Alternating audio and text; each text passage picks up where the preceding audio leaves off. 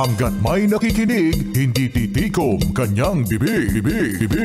Sa taglay niyang kulit, tsak ika'y mapapaibig. Ang bibi mo at ang bibi ko. I love you. Love you, pare. Bibo!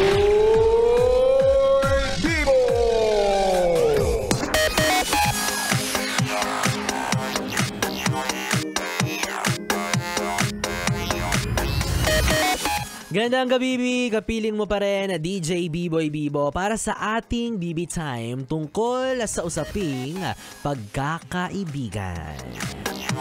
Ikaw, Bibi, naniniwala ka ba na mapapatunayan mong isa siyang tunay na kaibigan kapag meron kang seryosong tanong pero sinagot ka ng kabulastugan? Ganyan na ganyang klaseng kaibigan po si DJ B-Boy Bibo. Oo, wala kayong makukuhang sagot na seryoso. Wala pinagli ako sa comedy. So, pag pinagli ka sa comedy, lalaki kang funny. Wow. Pero seryoso, no, alam ng mga kaibigan ko yan. Yung mga personal kong kaibigan, yung mga nakalakihan ko ng mga kaibigan. Hindi ko nga alam minsan kung sanay na ba sila na ganito ako or pinagtsatsagaan lang nila na ganito ako kasi alam nilang ako lang yung kaibigan nilang pogi. Wow. Kapal ng mukha, gabing-gabi na.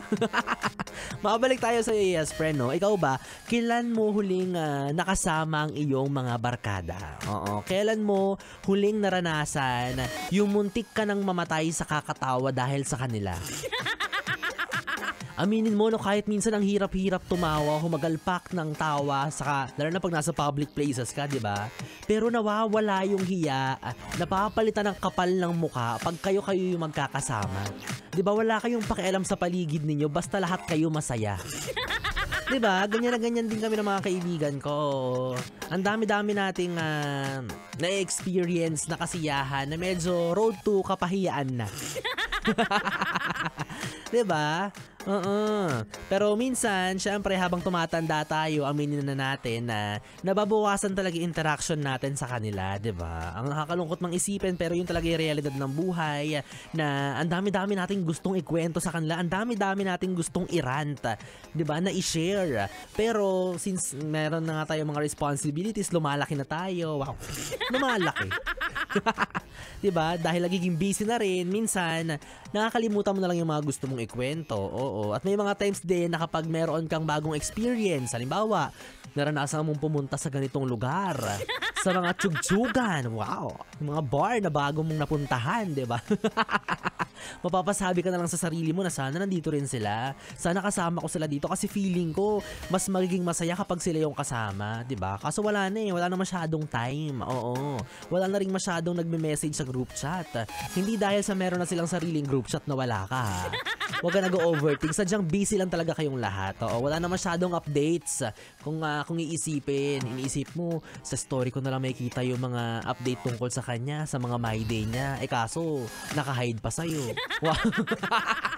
Sinaraan yung magkaibigan. Oo, dala na rin siguro to ng pagpasok natin sa realidad ng mundo, no, na habang tumatanda tayo, nag-iiba na yung responsibilities natin, which is yung trabaho, sariling pamilya mo, 'di ba? Hindi na siya gaya ng dati na puro lang happy. Oo, kasi ngayon, mas dumadami na ang iyong responsibility. Tsaka noon naman kasi, yung mga perang nilulustay mo sa mga banding-banding nyo, galing sa magulang mo, galing sa baon mo. Ngayon, galing na sa sarili mong bulsa, galing na sa pagtatrabaho mo. Kaya nanghihinayang ka nang gumastos. Diba? Pero gayon pa man, at the end of the day, alam mong nandyan lang kayo para sa isa't isa. Yan naman talaga yung pinaka-importante dyan, na kapag may dumating na aberya o problema, sila't sila pa rin yung una mong makakasama. Kaya nako mga yes friend kong Bibi, pangalagaan nyo yung mga tipo ng kaibigan na kahit matagal kayong hindi nagsama-sama or nagkita-kita, nananatili pa rin at hindi nawawala. At alam mo na, diba, na kahit anong ibato sa'yo ng mundo, turugin ka ng kung sino-sinong tao, may mga kaibigan kang magtatanggol sa'yo. Lalo na't mukha silang mga barombado. Charot. Mga sanggano. Mukhang sanggano lang naman. And speaking of friendship, dahil ngayon ay March 11 at patapos na nga ang araw na ito, pahabol lang nabate, gusto ko lang batiin yung isa sa mga childhood friends ko na nagdiriwang ng kanyang kaarawan today. ng kanyang 23rd birthday. Ayan, happy birthday sa'yo, Justine Habihan. Ako, engineer yan. Yung ikaw, kung gusto mo ng magandang bahay at magandang buhay, maligayang buhay, jowain nyo na yan. Yan, ganyan ang tunay na tropa, di ba? Ibubugaw ka. Dahil dyan, Justine, ililibre kita ng Star City ticket. Kapalit ay 1,000 pesos. Parang lugi pa siya doon. Well, yes, friend. Kung namimiss mo na ang iyong mga kaibigan, na pwede kayo mag-set ng bonding sa Star City. Dahil ang Star City ay open na po tuwing Wednesday to Sunday from 1 p.m. to 10 p.m. Kaya simulan mo na ulit tumawa at sumaya sa Star City. Anyways, 3 oras na BB time na naman ang ating pinagsamahan. Ako, sana'y hindi ka nabitin dyan, pero pwede nating ituloy ang kulitan, lambingan at harutan sa aking social media platform sa Facebook, Instagram at TikTok.